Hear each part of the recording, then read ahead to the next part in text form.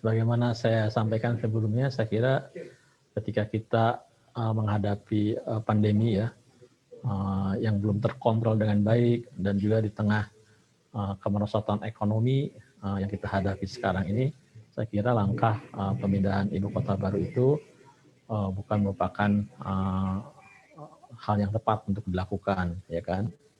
Karena kita akan membagi perhatian dan fokus serta prioritas apa yang kita lakukan selama ini. Dan kalau misalnya itu tetap dilakukan, saya kira itu tidak akan membawa suatu hasil yang diharapkan. Itu yang pertama. Kemudian yang kedua juga kan payung hukum daripada undang-undang ibu kota baru ini belum dibahas dan disetujui oleh DPR. Bahkan sampai sekarang kan draft yang disampaikan oleh pemerintah juga belum sampai ke DPR.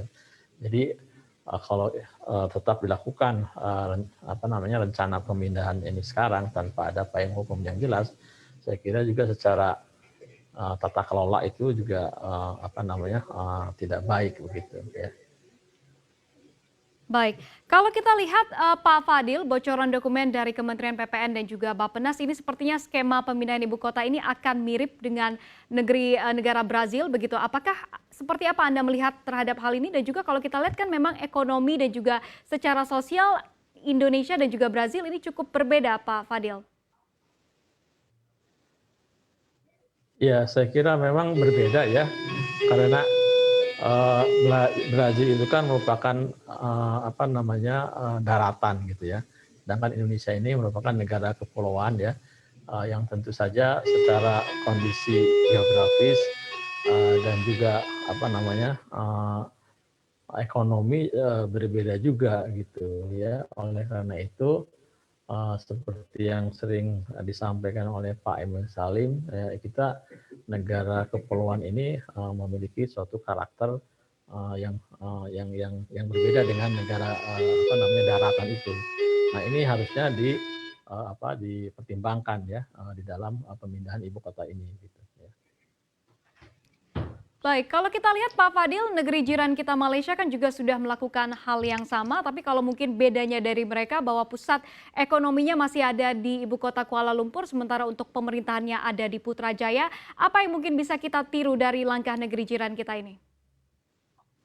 Nah, kalau kasus Malaysia itu kan kita tahu bahwa pemindahan ibu kota negara dari Kuala Lumpur ke Putrajaya itu kan jaraknya kan tidak terlalu jauh ya, sekitar 1 sampai 1,5 jam dari Kuala Lumpur.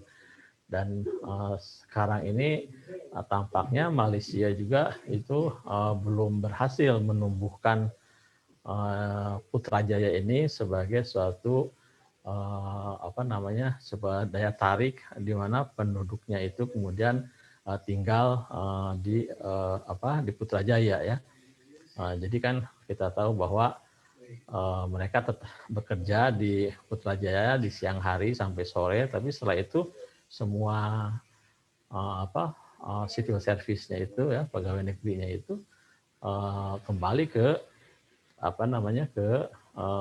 Kuala Lumpur gitu. Jadi Putrajaya ini kalau kita pergi ke sana itu ya di malam hari itu ya kotanya sangat sepi ya, bahkan cenderung mati lah gitu ya, tidak banyak aktivitas yang